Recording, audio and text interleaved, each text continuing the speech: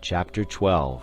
Dangers to Avoid. I cannot terminate these hints, often, I fear, too didactic and abrupt, upon the full use of one's time to the great end of living, as distinguished from vegetating, without briefly referring to certain dangers which lie in wait for the sincere aspirant towards life.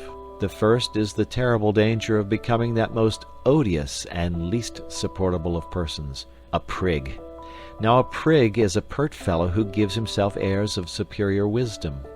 A prig is a pompous fool who has gone out for a ceremonial walk, and without knowing it has lost an important part of his attire, namely, his sense of humor. A prig is a tedious individual who, having made a discovery, is so impressed by his discovery that he is capable of being gravely displeased because the entire world is not also impressed by it. Unconsciously to become a prig is an easy and a fatal thing. Hence, when one sets forth on the enterprise of using all one's time, it is just as well to remember that one's own time, and not other people's time, is the material with which one has to deal, that the earth rolled on pretty comfortably before one began to balance a budget of the hours, and that it will continue to roll on pretty comfortably whether or not one succeeds in one's new role of Chancellor of the Exchequer of Time. It is as well not to chatter too much about what one is doing, and not to betray a too pained sadness at the spectacle of a whole world deliberately wasting so many hours out of every day, and therefore never really living. It will be found ultimately that in taking care of one's self, one has quite all one can do. Another danger is the danger of being tied to a program like a slave to a chariot.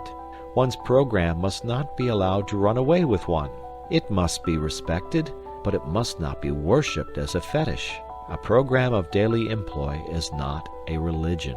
This seems obvious. Yet I know men whose lives are a burden to themselves and a distressing burden to their relatives and friends, simply because they have failed to appreciate the obvious. "Oh, no," I have heard the martyred wife exclaim. "Arthur always takes the dog out for exercise at 8 o'clock, and he always begins to read at 8:45, so it's quite out of the question that we should," etc., etc. And the note of absolute finality in that plaintive voice reveals the unsuspected and ridiculous tragedy of a career. On the other hand, a program is a program, and unless it is treated with deference, it ceases to be anything but a poor joke.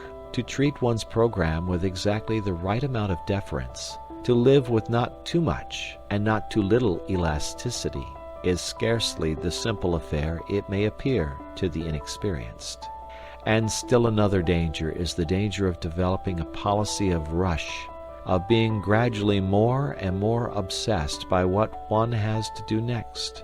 In this way one may come to exist as in a prison, and one's life may cease to be one's own.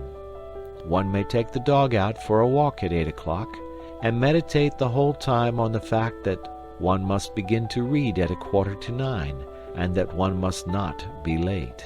And the occasional deliberate breaking of one's program will not help to mend matters. The evil springs not from persisting without elasticity in what one has attempted, but from originally attempting too much, from filling one's program till it runs over.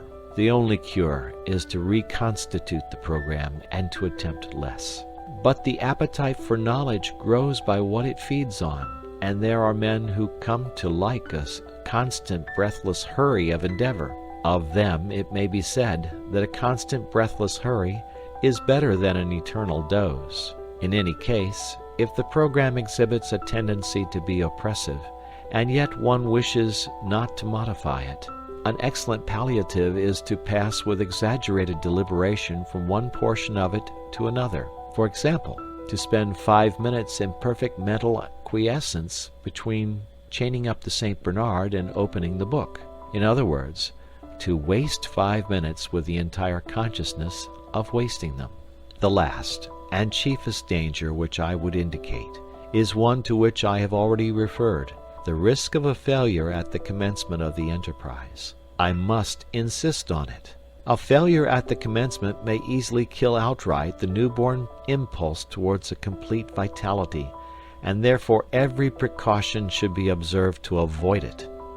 The impulse must not be overtaxed.